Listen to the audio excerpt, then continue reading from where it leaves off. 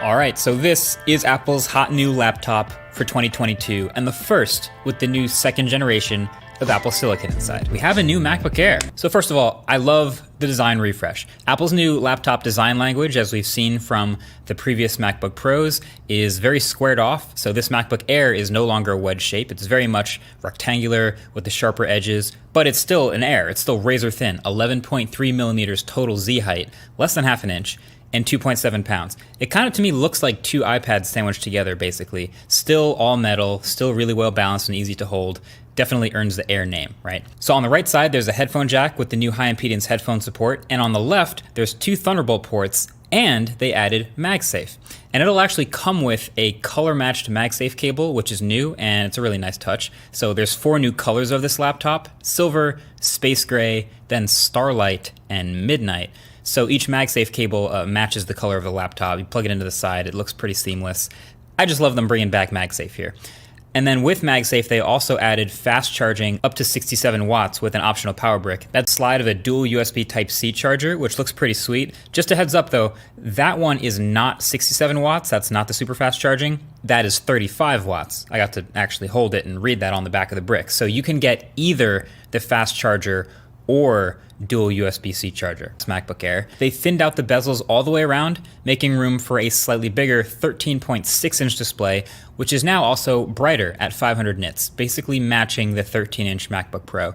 And of course, it now has the notch with the new 1080p webcam up there also. This is again part of the new Apple Pro aesthetic that honestly we are already getting used to, as dorky as it looks when you just stare at it.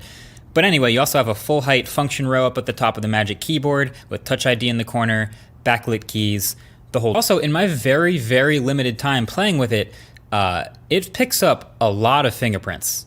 A lot. And it was kind of hard to clean off. So in my time handling it, getting fingerprints all over the thing and getting kind of annoyed with trying to clean them off, it made me lean way more towards like just safe space gray or maybe silver, which would never show those fingerprints. There's more memory bandwidth up to 100 gigabytes per second, more maximum system memory at 24 gigs. But it's worth remembering this is still very much the baseline chip, right? The M1 Pro and the M1 Ultra chips are definitely still higher end chips, and we can expect new generations of, I guess, an M2 Pro and an M2 Ultra at some point.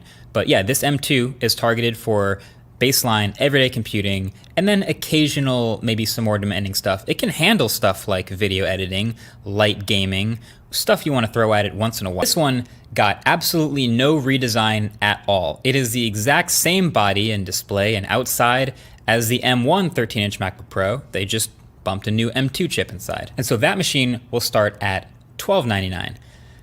And I just want to talk about that for a quick second. Like, I actually feel like you could make an argument that the M2 Air, which is cheaper, is actually a better computer for most people. For 90-something% of people, you should probably just get the Air. Look at this chart. I expect a new M2 MacBook Air and M2 MacBook Pro to cost the same amount with the same specs, $1499, right? At this price though, the Air is thinner and lighter, has the new better design, has a larger display, has Touch ID with a real function row, which is, I think, better than a touch bar.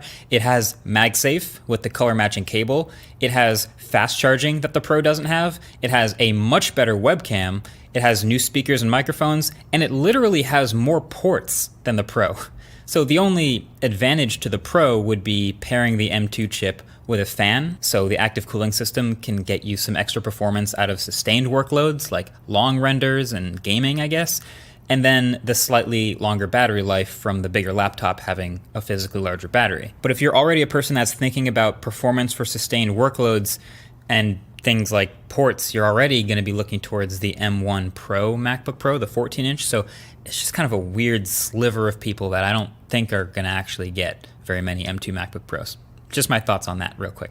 Anyway, that's pretty much it. The Air is a really good machine. The one weird quirk about it that I noticed is it still only supports one external display, even though it has 2 ports now, still only one up to 6K external display. But this is a good machine. It's fun to hold and use and carry around, and it makes a perfectly reasonable computer in a vacuum, the M2 MacBook Pro, look like a pretty bad deal.